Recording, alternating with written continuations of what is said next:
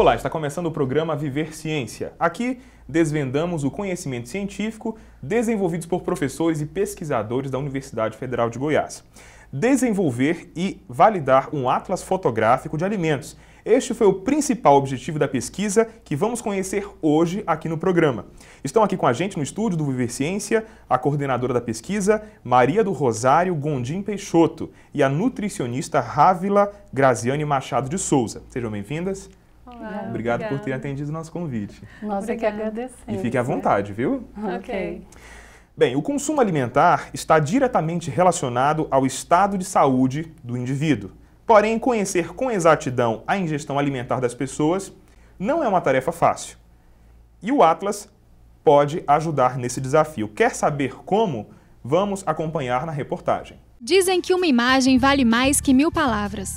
Mas seria possível usar essas duas ferramentas ao mesmo tempo? É aí que entra o papel do Atlas Nutricional.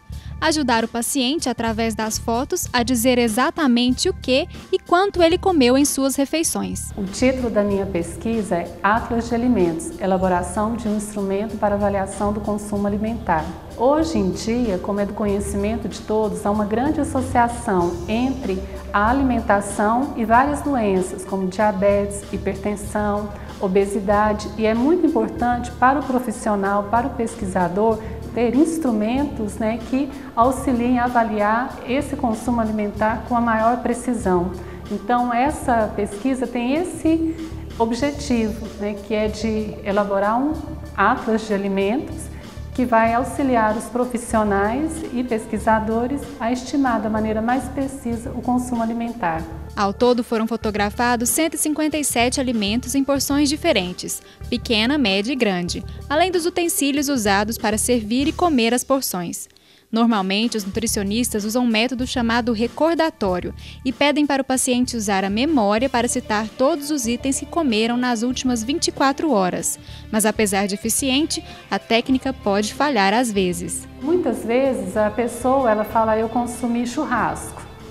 Mas qual foi o tamanho dessa porção, Cada um tem uma percepção do que seja uma porção pequena, média e grande. Então, ele vai ter nesse atlas fotos do tamanho da porção pequena, média e grande.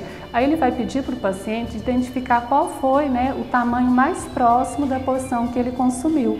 E ele também ainda pode perguntar se foi maior do que as porções que estão apresentadas ali no atlas ou menor. Então ele vai ter uma estimativa dessa forma mais precisa. Bem, depois da reportagem a gente vai começar a compreender como funciona então essa pesquisa desenvolvida aqui na UFG. Eu começo perguntando como surgiu a ideia de criar um atlas fotográfico, Por que esse instrumento em específico?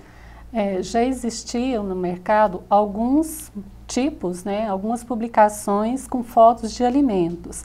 Agora, a novidade desse instrumento é que, além de ter as fotos, nós apresentamos essas fotos de acordo com a porção recomendada pelo Guia Alimentar para a população brasileira.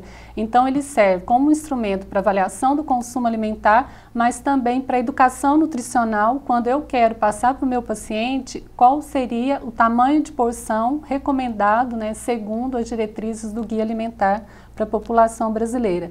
Então, nossos alunos, os profissionais aqui da nossa região e mesmo do Brasil, os pesquisadores, sentiam necessidade de instrumentos para avaliação desse consumo alimentar.